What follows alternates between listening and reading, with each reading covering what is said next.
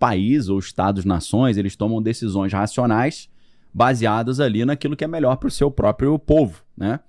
Só que a gente pode fazer um salto direto da geopolítica clássica para o Jeffrey Epstein, porque a gente vai ver que os líderes que representam as nações não tomam nem decisões racionais e nem decisões com base naquilo que é melhor para o seu país. Muitas vezes eles tomam decisões porque eles estão debaixo de chantagem. Acabou a geopolítica. Por quê? Se para mim a geopolítica é o Estado como um personagem tomando decisão racional pro bem da sua nação, isso não existe mais.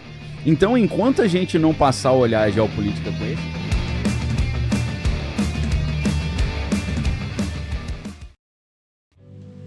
Fala galera, vídeo novo começando. E antes, já vai deixando o seu like aí e se inscreva no canal para não perder nenhum vídeo. É isso, valeu. Isso que ele fala que é o último homem, né? Que o cara fala, pô, mas agora não acontece mais nada, não tem mais briga, né? Pô, xinga minha mãe aí pelo menos pra eu te dar uns cascudos. Então, o que que acontece? Na minha tese que eu tô trazendo aqui hoje do fim da geopolítica, o fato de que é o catalisador, se para Fukuyama o fim da história é caracterizado pela queda do Muro de Berlim, o fim da geopolítica é caracterizado pelo caso de Jeffrey Epstein. E aí eu vou explicar por quê. O caso de Jeffrey Epstein, ele nos... Olha lá, Vilela, a imagenzinha do... Tinha até uns grafites maneiros, né? É, do lado ocidental, né? No lado oriental, duvido que pudesse ter grafite. Né? É, inclusive você que tem um conhecimento e um senso estético apurado, tá bem desenhado ou tá meio chinfrinho ali? Tem milhões aí de estilos, né? Alguns estão bons e alguns devem estar... Hoje tá meio fuleiro da cebola, né? E a imagem da queda do Muro de Berlim é bem emblemática, né? A galera derrubando o muro e tal. Mas na verdade, Vilela, se você olhar ali... Mas essa parte tá até mais... Não é a mais imagem light. a parte que eu lembro do Muro de Berlim, no meio tem um monte de coisa, de tem arame farpado. Na verdade, eu não...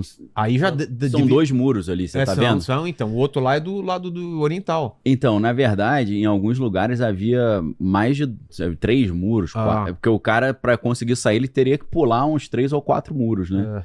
Então não era só um único muro, não. Tinham várias camadas ali, né? Tinham postos avançados de monitoramento. E aquela história, né? Se o lugar é tão bom, por que você tem que impedir de sair, né? É meio estranho, né? É, total, né? Pô, tá proibido sair, pô. Porque se você liberar sair, não fica ninguém, né? Então já fica meio estranho isso, né? Eles não colocaram um muro pra impedir os outros de entrar, é pra impedir quem tá dentro de sair. Deve ser porque não tá muito maneiro lá dentro, né? Então, o caso de Jeffrey Epstein, para mim, ele é a queda do Muro de Berlim da geopolítica. Por quê? A geopolítica clássica, ela parte do princípio que os países ou estados-nações, eles tomam decisões racionais baseadas ali naquilo que é melhor para o seu próprio povo, né?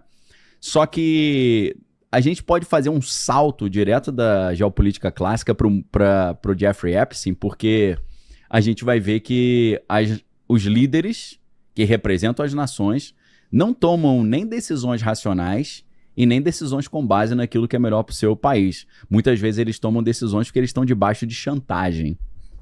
Acabou a geopolítica. Por quê? Se para mim a geopolítica é o Estado como um personagem tomando decisão racional pro bem da sua nação, isso não existe mais.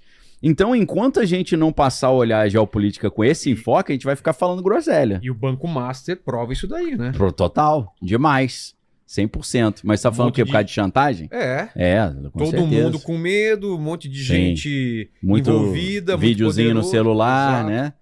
Na verdade, tá rolando um papo até de Pedire 2.0 versão Tabajara, né? Versão Tabajara, exatamente. Que rolava umas festinhas em Trancoso ali, meio estranhas. Segundo, rola a boca miúda aí os rumores, né? Que eu não vi os vídeos, mas saíram poucas matérias falando que quem assistiu os vídeos ficou horrorizado, né? Do nível de diversão que tava rolando ali, né? No nível de endorfina e serotonina sendo liberada nas performances, né? Então, Vilela, aqui eu estou propondo uma ideia de que a gente não pode mais fazer análise geopolítica, já que geopolítica está na moda, tá todo mundo falando de geopolítica, né? Até o pessoal do mercado financeiro, geopolítica, né? Antigamente era macroeconomia, agora é geopolítica, né? Cara, você é analista macro, né? Pô, você manja de macroeconomia, agora analista geopolítico. A casa de análise Eurásia, né? O Ian Bremmer e tal. Mas se você faz uma análise, vamos supor, a gente está analisando a situação ali da Ucrânia. Aí você faz uma mera análise de... a Ucrânia é um problema porque a OTAN está se expandindo, né, trazendo para dentro dessa aliança ocidental países da antiga União Soviética. Cada vez mais a OTAN está se aproximando das fronteiras da Rússia, e a Rússia está se sentindo ameaçada, está se sentindo cercada por essa aliança militar. Então, para proteger a sua própria existência, eles tiveram que atacar a Ucrânia, porque para eles seria inaceitável ter a Ucrânia dentro da OTAN e dentro da União Europeia, porque isso faria com que tivesse mísseis apontados para Moscou bem de perto, né?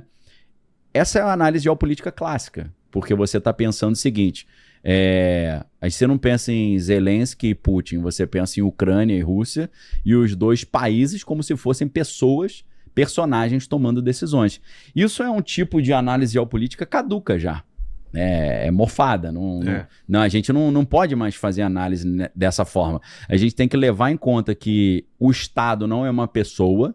Então, o Brasil não toma decisão, porque o Brasil não é alguém que acordou triste e falou, hoje eu vou chutar o balde. Ou então, eu tô feliz hoje. O presidente, ele tem poder decisório de certa forma, mas a gente tem o Congresso, a gente tem o freio e contrapeso, nós temos as organizações não governamentais, a gente tem a Faria Lima, a gente tem o mercado financeiro, a gente tem várias outras instituições e pessoas que representam essas instituições que dão pitaco na hora das decisões. Muitas vezes o presidente quer tomar uma decisão, mas os seus apoiadores não gostam dessa ideia, então ele acaba voltando atrás. Então, a gente falar, a Rússia decidiu, né, a Ucrânia preferiu. Você fala, porra, é país ou é gente? Né? Então, ter essa sensibilidade é o início da gente ter um outro entendimento da geopolítica. Agora, quando você entende que o país não é uma pessoa, que na verdade quem toma a decisão são seres humanos, e esses seres humanos são influenciados pelos patrocinadores, pelos apoiadores, pela conjuntura econômica, pelas pressões geopolíticas, pelas pressões da sociedade, você vai ver que a decisão não é uma decisão dele, é um somatório de 500 pessoas falando, cada um falando uma coisa, ele teve que achar um meio termo ali.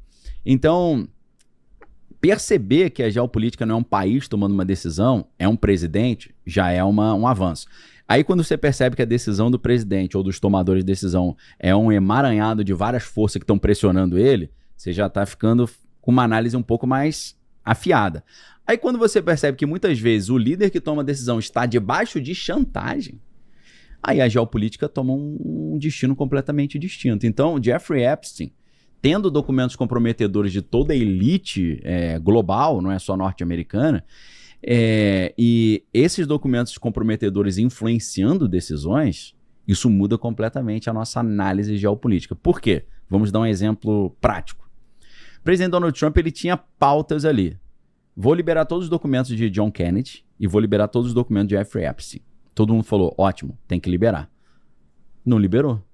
Mas não liberou por quê? Porque ele tá nesses documentos também.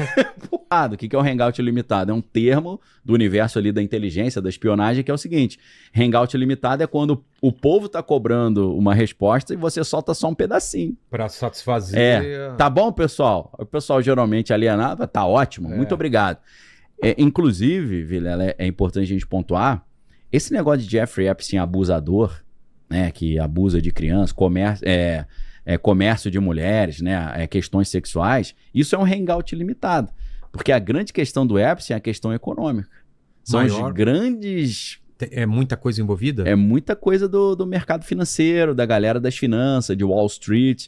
Então, quando a galera começa a falar, esse negócio de Jeffrey Epstein, eles mostram só a parte sexual, significa que eles estão escondendo a parte mais comprometedora que envolve pessoas poderosíssimas ali, né? Por exemplo, uma coisa que quase nunca é falada.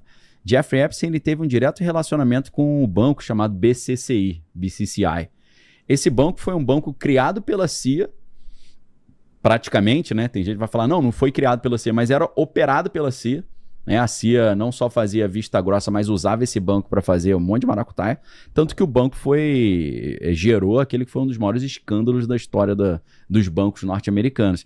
Então, o que a gente percebe é que a parte de movimentação financeira talvez seja tão escandalosa quanto a parte sexual dele, né? Sem falar a influência de Jeffrey Epstein no meio acadêmico. Jeffrey Epstein, ele tinha um escritório dele dentro de Harvard. E ele patrocinava... Porque ele era um colaborador, patrocinava, era uma espécie de mecenas ali, né? Aí a galera abria a porta. Abria a porta. Tem uma sala sua e tal. Isso, ele era altamente interessado na ciência também, principalmente na ciência de vanguarda, né? Ele fazia vários eventos científicos. Foi num desses que não só o Kip Thorne, que é o vencedor do Nobel, que prestou consultoria pro Interestelar, né? Christopher Nolan, mas o próprio Stephen Hawking, né? Stephen Hawking andava com o Jeffrey Epstein por causa desses eventos de física e ciência. Isso é a coisa mais estranha. Né? E o Stephen Hawking gostava também devia gostar de uma brincadeira. Gostava, né? Não, isso é padrão. Até no filme lá mostra porque ele era taradinho, né? As enfermeiras dele levavam ele pra... Não no filme, né? Na vida real, as enfermeiras levavam ele pra casa de strip e... Sério? Ele gostava, né? O bichinho... É tipo assim, eu tô quebrado, mas não tô morto. Exato. Não é não? Então tinha envolvimento dele também com o Epstein, cara. Tinha, a princípio, mais por causa da questão dos patrocínios de eventos científicos, né? Mas vai saber, né? Porque a rede de informação que o Jeffrey Epstein controlava, ela tinha interesse também em saber o que estava mais em alta aí de novas armas, né? E para você ter as novas armas, você tem que ter a elite da ciência, tipo um projeto Manhattan da vida. Hoje a gente já sabe que tem um projeto Manhattan 2.0, né? Que tem relação com isso que aconteceu na Venezuela. Que os soldados venezuelanos falaram, olha, a nossa arma não funcionou, a gente não conseguiu dar tiro. Os caras nos viam, a gente não conseguia ver esses caras e de repente a gente começou a passar mal, sair sangue do nariz, do ouvido, vomitar.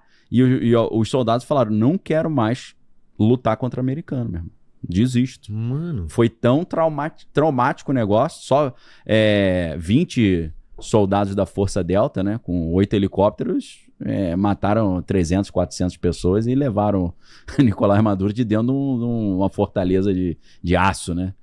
Então eles usaram equipamentos bélicos exóticos, né? Que são antigos, mas a galera só conhece agora.